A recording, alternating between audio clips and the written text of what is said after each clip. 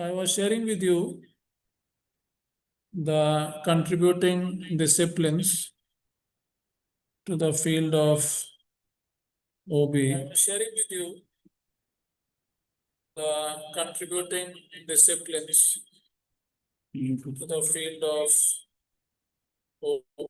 I was sharing with you the contributing disciplines to the field of OB. Sharing with you the contributing disciplines.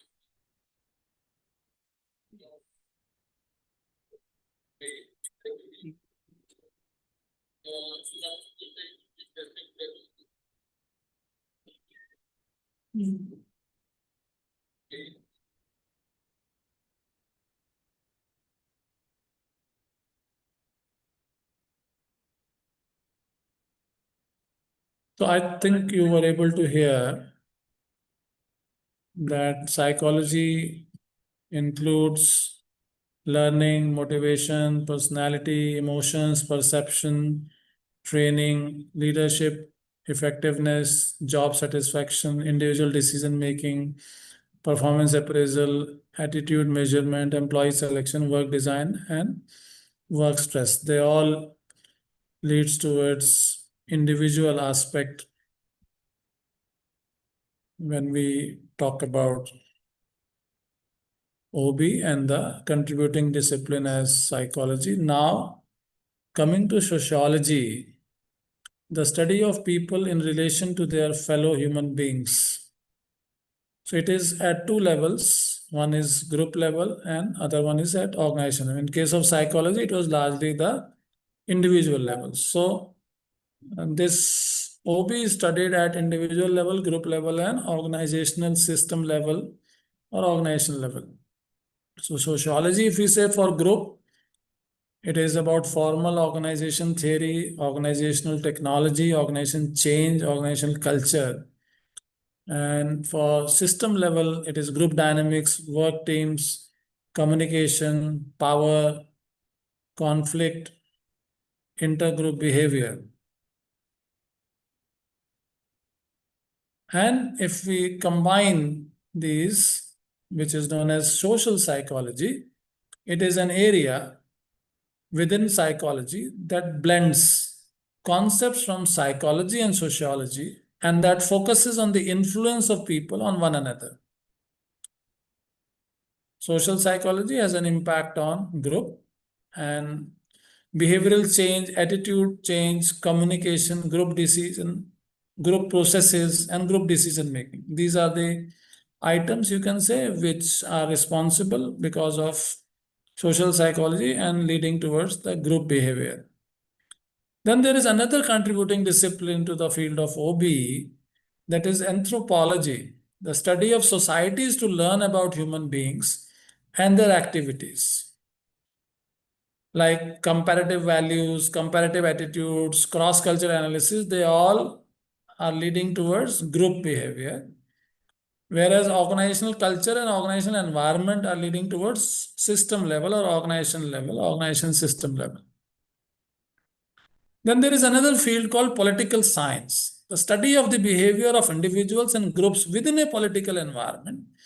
So conflict, intra-organizational politics, power, all these are the areas under political science that leads towards organization system. If conflict is dysfunctional, then the total output or the effectiveness of the organization would be lowered down. Conflict up to an extent is okay, acceptable, which may lead to sometimes enhancement of efficiency and effectiveness. But if it goes beyond that, if it is constructive, it is all right. But if it becomes destructive, then it leads to lack of good cohesive environment in the organization. So we need to learn how to manage political environment in an organization. And all these, if you see now, all these are part of contributing disciplines: psychology, sociology, social psychology, anthropology, political science. They are contributing towards the field of OB, which are studied at individual level, group level, and organization system level. And this is all output is the study of OB. We come to know about how it is being run. And this one picture gives you the totality of the aspects of OB. And these are all also topics that we study under different chapters. So this can be considered the entire syllabus of this. And there are a few absolutes in OB as well, like contingency variables, situational factors, variables that moderate the relationship between two or more other variables and improve the correlation between X and Y. So that is contingency variables are there. Then there are challenges and opportunities for OB. Responding to globalization, managing workforce diversity, improving quality and productivity. Responding to the labor shortage is more in the context of American market, where a lot of people even resigned some time back that they wanted a different kind of lifestyle. Improving customer service is something which is applicable everywhere in every part of the world. Improving people skills, which is very much required almost everywhere in the world. Empowering people is something which is required, particularly in knowledge economy, where service sector aspects are being taken care of more.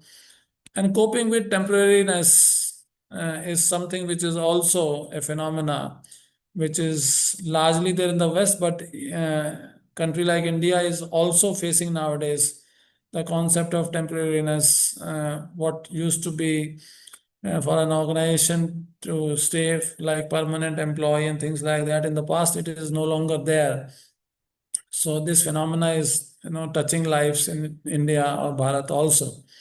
Stimulation, innovation, and change is another challenge which can be converted again into an opportunity. All these challenges which are there, they can be converted into opportunity, and people are doing that. If we see the unicorns that are coming up in India now, it has crossed all the track record of the past, and the past few years we have found that it has increased tremendously from the COVID-19 time and now.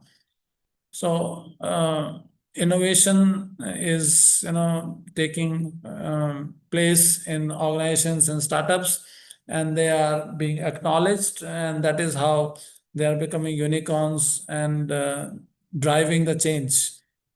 Helping employees balance work-life conflicts is another aspect which is a challenge as well as an opportunity for many people, those who are coach and mentors for ensuring work-life balance, or for the HR department, it is something wherein they need to conduct a lot of training programs and development programs for the employees. So it is an opportunity for them to work with them and to make sure that they have a proper balance. Although when we say work-life conflicts, it is more in the mind and less in the actual situation. If you don't accept what in art of living we say, accept people and situations as they are, you are likely to have these conflicts more. If you love the work that you do, or if you do the work that you like or love, then these imbalances generally don't occur in real life. So those people who don't love the work that they do, or they don't choose the work that they want to do in life, or whatever they are doing, they don't like that, then these conflicts arise more. And then most important is improving ethical behavior in organizations, which is one of the largest challenges in today's world, where we have seen a lot of scams in the past, and there are cyber crimes nowadays also. So this continues to increase as a challenge, and there are other opportunities which are coming up, like we have forensic accounting, and so many other fields have come up to ensure that they are able to control that. So if we say what is OB model, basic, if we say stage one model, it is an abstraction of reality, a simplified representation of some real world phenomena. And as we said earlier, it is at the individual level, group level, and organization system level. So dependent variable is a response that is affected by an independent variable. So X and Y are there. So productivity, effectiveness, efficiency are dependent variables. So if you see, go back to the diagram, then you would realize then in the last column, these dependent variables would appear. So productivity is a performance measure that includes effectiveness and efficiency both. Effectiveness is achievement of goals as a whole, considering both quantitative and qualitative dimensions, the totality of the perspective of the goals that we have, the holistic view of goals, how well we are doing that. Whereas efficiency is only the ratio of effective output to the input required to achieve it. So it's more of a quantitative measure where there is a ratio between input and output.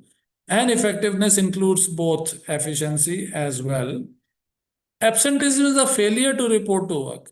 If there is a work-life imbalance or there is dissatisfaction amongst the employees, then you are likely to have absenteeism surfacing to let you know that there is something wrong in the organization. So if absenteeism of some employees is increasing, you need to go deeper and find out what is the real root cause of the problem. Because if you don't check it there at that point of time, it would lead to turnover. That means a voluntary and involuntary permanent withdrawal from an organization is called turnover of employees, actually. Since we are talking of OB, it is largely in that context. Otherwise, when we say turnover, it is generally considered as sales aspect of it. But in HR, we say turnover is about people leaving the organization. And there is another dependent variable, which is very important, is organizational citizenship behavior. This is the discretionary behavior that is not part of an employee's formal job requirements, but that nevertheless promotes the effective functioning of the organization. And if people have these discretionary behaviors, then they are more likely to perform better in their main job roles for which they have been hired, because they are not paid for these discretionary behavior or OCPs. They are paid for the formal job requirements.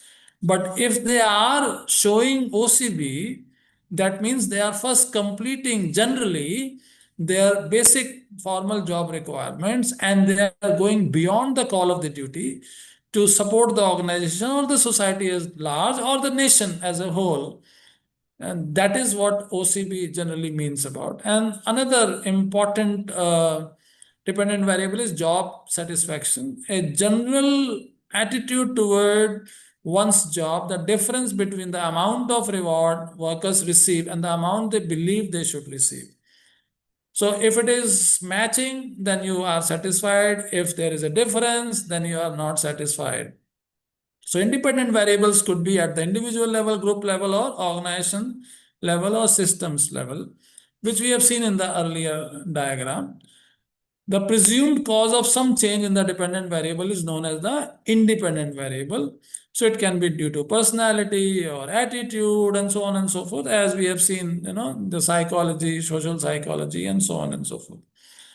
So if we say OB model at the stage 2, if you see, what you have seen earlier, all are part of this. And on the right hand side, you see human output, and there is productivity, absence, turnover, satisfaction, organizational commitment, and workforce integration is there. So you have to see the outcomes in terms of these aspects, and the system level, group level, or in individual level still exist in this diagram as well. So this is OB model at stage 2 level, wherein we have seen the independent variables on the one hand and dependent variables, as we discussed is just now.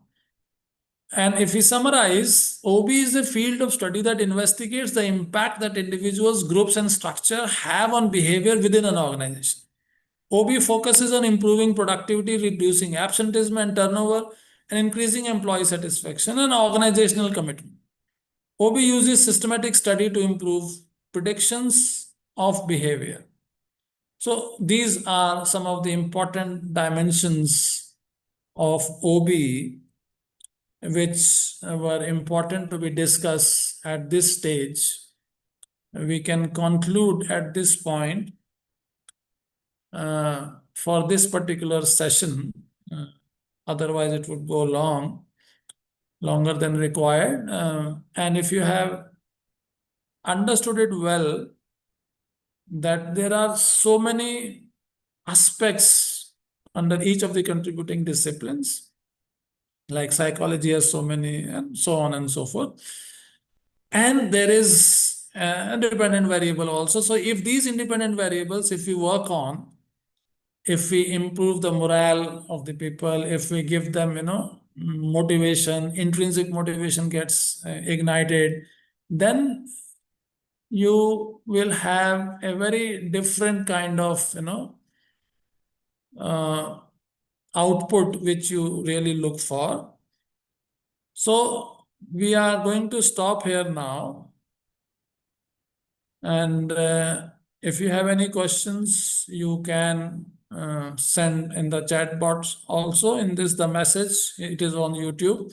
So we will deal online also, the answering of the questions. And we will take it forward, what we were discussing in this entire playlist of management, wherein OB was a part of this